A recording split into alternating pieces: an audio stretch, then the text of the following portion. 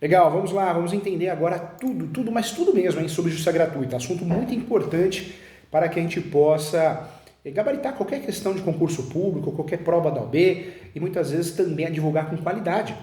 Entender o que está fazendo, saber quais são os benefícios da justiça gratuita, o que ela pode impactar para o nosso cliente, faz toda a diferença, por isso esse tema é tão cobrado. Vamos lá, vamos conversar sobre isso, hein? Lembrando que a intenção é que você domine processo civil, realmente do zero ao avançado, tá? Vamos lá. Então, tratando de vários assuntos, assunto por assunto, hein? Quero tratar com você aqui. Vamos lá. Diante da justiça gratuita, eu quero trazer para você algumas questões muito importantes, tá? A justiça gratuita ela é tratada, ela é estudada no Código de Processo Civil e aparece no artigo 98. A justiça gratuita eu posso pedir no primeiro grau de jurisdição, no segundo ou no terceiro. Eu posso pedir em qualquer grau de jurisdição, em qualquer procedimento, tá? Eu posso pedir justiça gratuita, posso sim pedir justiça gratuita na Justiça Estadual e na Justiça Federal. Isso pode ser feito conforme fundamentação. De acordo com os meus livros, com as minhas doutrinas, de acordo com o parágrafo 2º do artigo 98 do Código de Processo Civil Brasileiro, de 2015, que trata da justiça gratuita, a concessão de gratuidade, a concessão da justiça gratuita, e não vamos confundir justiça gratuita com justiça gratuita. A justiça gratuita é a defensoria pública. Quando a pessoa não tem condições de pagar advogado particular, ela vai atrás, vai procurar o defensor público, a defensoria pública, porque quem paga o defensor público é o Estado, né? Então, tem vários critérios, requisitos, não pode ganhar mais que 2 salários mínimos, não pode ter um valor tal na conta poupança, não pode ter bens. Não é fácil, mas atende muito bem. Ah, mas a defensoria pública demora muito, professor Júlio, é que tem muitas ações para que a defensoria pública faça, né? E tem muitos casos que a defensoria pública não se mete, né? A defensoria pública ela atua muito nos casos de família.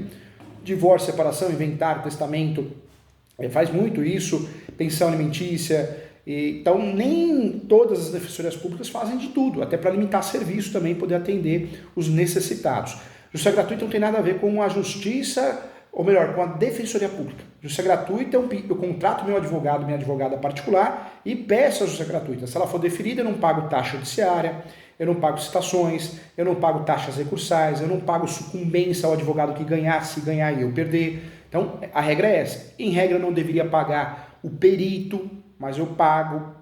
No Brasil, o perito, diz a lenda que os peritos dividem metade dos honorários com os juízes, por isso a juíza insiste tanto em você pagar a perícia, né? mesmo sendo detentor, beneficiário da justiça gratuita. Acredito que no Brasil isso não aconteça, isso deve ser em outro país, né? Um país totalmente honesto, então, importante analisar isso. Vamos lá, de acordo com o parágrafo 2º do artigo 98 do Código de Processo Civil, a concessão de justiça gratuita ela pode ser concedida a pessoa física ou jurídica, tá? Então, qualquer grau de jurisdição, qualquer procedimento, qualquer justiça, seja estadual ou federal, e pode ser concedida a pessoa física ou jurídica.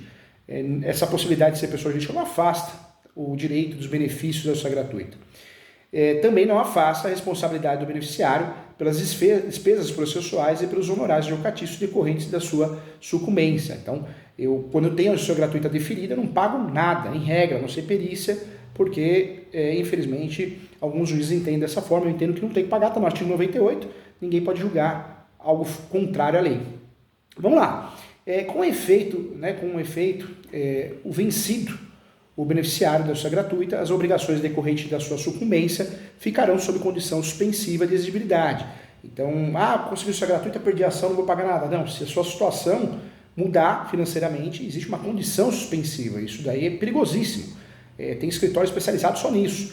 Então, presta muita atenção nesse assunto. Mesmo você conseguindo justiça gratuita para o seu cliente, o deferimento da justiça gratuita, vencido o beneficiário da justiça gratuita, as obrigações decorrentes da sua sucumbência ficarão sob condição suspensiva de exigibilidade e somente poderão ser executadas se nos 5 anos subsequentes ao trânsito julgado tiver uma mudança, uma alteração financeira.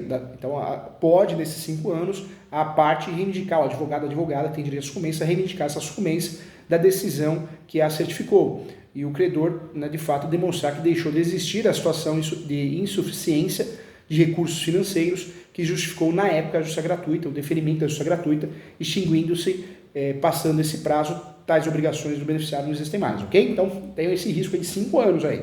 É uma cláusula, condição suspensiva. Vamos falar de cláusula, não vai lembrar de contrato, tá bom? O pedido de justiça gratuita aparece no artigo 98. Se você for no Código de Processo Civil 98, tudo que você tem direito quando você pede justiça gratuita e ela é deferida, está ali.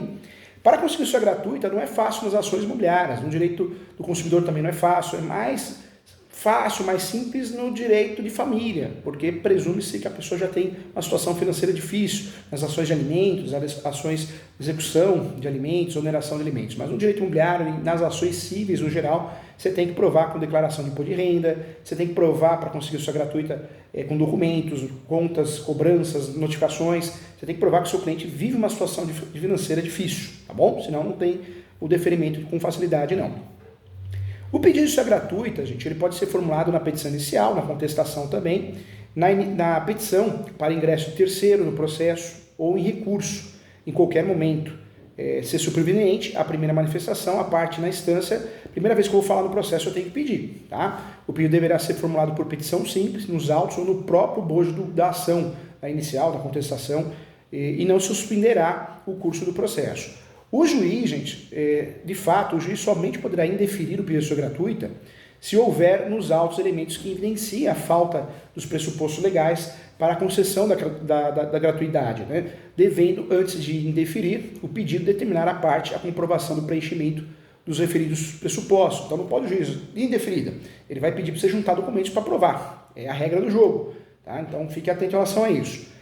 Deferido o pedido, a parte contrária poderá, sim, insurgir contra a concessão de justiça gratuita, ou seja, impugnar na contestação, na réplica, nas contrarrazões do recurso, ou nos casos de pedido superveniente, ou formulado por terceiro também, né, por meio de petição simples também vai ser feito isso.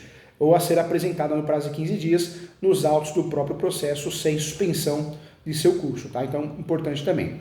Contra a decisão que indeferir a gratuidade ou acolher o pedido da sua revogação, caberá agravo de instrumento, tá, gente? É o recurso, quando isso é indeferido ou deferida, cabe agravo de instrumento para quem quer mudar essa decisão, exceto quando a questão for resolvida na sentença contra a qual caberá apelação, artigo diferente aí, porque estou falando do 101, né? Então é outra situação.